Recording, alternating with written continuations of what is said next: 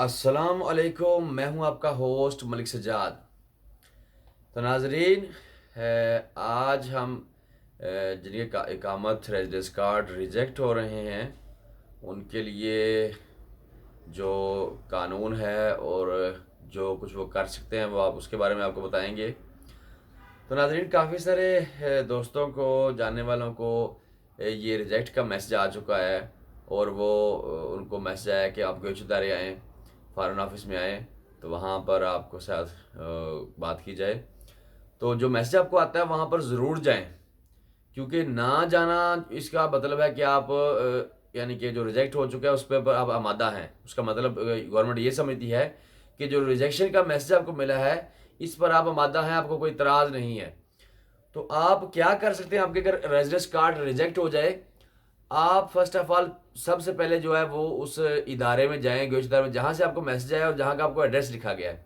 जो गोश इदारे से आपको मैसेज आया है वहाँ ज़रूर जाएं। वहाँ जाएं, आपको पेपर देंगे कि 10 दिन में हमारा मुल्क छोड़ दो। आप जो है सबसे पहले तो अगर आपको मैं उसके ऑप्शन बताता हूँ आप क्या क्या उस पेपर के साथ कर सकते हैं और कैसे यहाँ तुर्की में रहने की कोशिश कर सकते हैं। आप वो पेपर लें।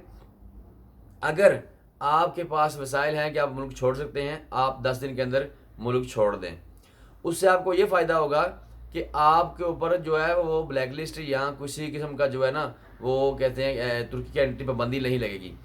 आप 10 दिन के अंदर मुल्क छोड़ते हैं, आप आउट हो जाते हैं तुर्की से, दोबारा आप वीज़ा लेकर आ सकते हैं 1 साल के बाद। ठीक है जी।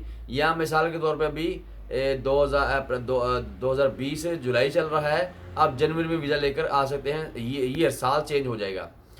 उसके अलावा आप क्या कर सकते हैं, आपके पास कुछ दलाइल होने चाहिए तुर्की में रहने के लिए, वो भी आप पेश कर सकते हैं वकील के थ्रू। लेकिन इस बड़े सारे जो ऑप्शन हैं बड़े कमज़ोर हैं। आप वकील करके जो अदालत में केस कर सकते हैं कि मैं यहाँ पर रहना चाहता हूँ, मेरी ये ज़रूरियात हैं और ये मेरी मजबूरियाँ हैं। आप वकील के साथ मशवरा करके, काफ़ी सारे वकील ये काम कर रहे हैं, आपका जो है ऑब्जेक्शन लगा कर अदालत में जमा करवाते हैं। उससे आप लीगल तुर्की में रह सकते हैं। उसके अलावा ये कोरोना वायरस की वजह से भी कुछ इन्होंने लचक दी हुई है कि आप जो आपके मुल्क में अगर फ़्लाइट्स की प्रॉब्लम है या किसी किस्म की प्रॉब्लम है तो उस वजह से भी आप रेजिडेंस कार्ड जो है रिजेक्ट होने के बाद भी आप यहाँ पर रह सकते हैं। और कतई तौर पर आप 10 दिन से ओवर स्टे ना हो, यहाँ केस दायर करें। केस दायर करके यहाँ पर रुकें, वो भी वकील की मशावरत से। 10वें दिन से अगर 11वां दिन हो गया या लेट हो गया और आपको किसी इदारे ने पकड़ लिया तो उसमें आपको क्या मुश्किल पेश आ सकती हैं। उसमें आप जो चे यूजोतुस बेश यानी कि चे या सी वाला जो है C-135 और C-134 के ज़रिए आपको जब डिपोर्ट करेंगे तो आपके ऊपर ये दोनों दफात लगाकर 3 साल 22 दिन या 5 साल के लिए आपको तुर्की में बैन कर दिया जाएगा। आप किसी भी एयरपोर्ट से आएंगे या किसी भी इमिग्रेशन वास्ते से आएंगे तो आपको यहाँ से दोबारा डिपोर्ट कर दिया जाएगा। और ये अरसा दराज जो है वो अगर आप 1 साल के बाद आए तो 1 साल के बाद जब आप यहाँ पर एंट्री करेंगे तो एंट्री नहीं मिलेगी, तो नई जो डिपोर्टेशन लग जाएगी नई वो उस दिन से शुरू होगी। काफ़ी सारे जानने वाले जो समझते हैं कि यानी कि 2 साल बाद साल बाद आ जाएंगे, कुछ प्रॉब्लम नहीं है, तुम्हारे फिंगरप्रिंट नहीं हुए। यहाँ फिंगरप्रिंट से भी बंदे को बैन करते हैं और बंदे को बाई नेम भी बैन करते हैं। और क्योंकि बंदे काफ़ी सारे जो दूसरे ममालिक के वह पासपोर्ट में नाम चेंज कर दोबारा आने की कोशिश की है, लेकिन उनको फिंगरप्रिंट की वजह से दोबारा पकड़ लिया गया है। और वो 10 दिन जो है ना वो आपके लिए बड़े कीमती, उसमें आप केस दायर कर दें जिससे आपको यहाँ पर रहने की जो है वो आसानी हो जाएगी। उसमें आप लीगल रहेंगे। आपका केस 1 साल भी चल सकता है और 6 महीने भी।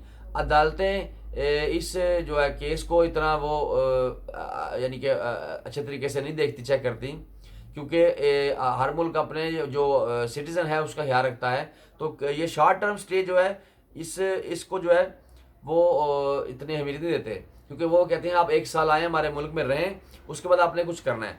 उसके बाद जो 10 दिन में आप जो है आप अपना स्पॉन्सर ढूंढ सकते हैं, कोई ओनर ढूंढ सकते हैं कि ये बंदा मुझे काम दे रहा है, काम पे रख रहा है, तो मैं इसका जो है वर्क परमिट अप्लाई कर सकता हूँ। वकील जो है वो काफ़ी ऐसे काम सारे करते हैं, तो तुर्किश लॉयर हैं जो कानून की नरमियों की वजह से काफ़ी सारे काम जो करवा लेते हैं। लेकिन वो 10 दिन में आपने तुर्की छोड़ना है, मस्ट। ये गलती मत कीजिएगा, क्योंकि उसके बाद आप अगर को पकड़ लिया तो आपके ऊपर 3 साल 22 दिन कम अज़ कम और ज़्यादा से ज़्यादा 5 साल का जो बैन लगा सकते हैं।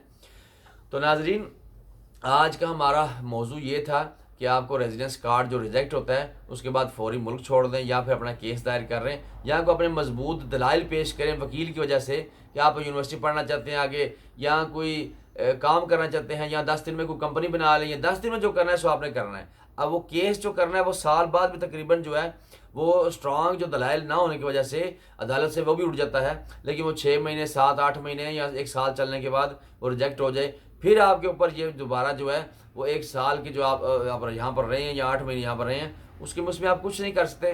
कोई आप लीगली तौर पर यहाँ रह सकते हैं लेकिन कुछ और काम कर सकते हैं। तो आप वो 10 दिन में अपना वो डिसीजन आपने लेना, ब्लू कार्ड की आगे जो है एप्लीकेशन दें, या यानी काफ़ी सारे ऑप्शन हैं, वो आप सारे ऑप्शन इस्तेमाल कर सकते हैं जो मैंने कुछ आपको बताए हैं, कुछ जो है वो वकील आपको बता सकते हैं। तो 10 दिन जब आपको गवर्नमेंट लिमिट दे दे आप तुर्की छोड़े दोबारा आप वीज़ा लेके आसानी से आ सकते हैं, लेकिन अगर 10 दिन के बाद आप गए तो बड़ा मुश्किल हो जाएगा। तो नाजरीन, टेक केयर जी, अल्लाह हाफिज़, अपना ख्याल रखिए। हमारा चैनल सब्सक्राइब जरूर करें, लाइक करें और शेयर करें। आप लोगों की दुआओं से मेरा चैनल जो है तकरीबन 1000 सब्सक्राइबर के करीब पहुंच चुका है। तो मैं आपको इंशाल्लाह एक स्टोरी सुनाऊंगा अपनी, जब मैं कैसे तुर्की आया 96 में और कैसे यहाँ पर पहुँचा। तो ये जब मेरे सब्सक्राइबर जो है वो 1 लाख हो जाएंगे उस वक्त मैं आपको ये सारी अपनी स्टोरी सुनाऊंगा इंशाल्लाह। तो टेक केयर जी, अल्लाह हाफिज़ नाज़रीन, अल्लाह हाफिज़ जी।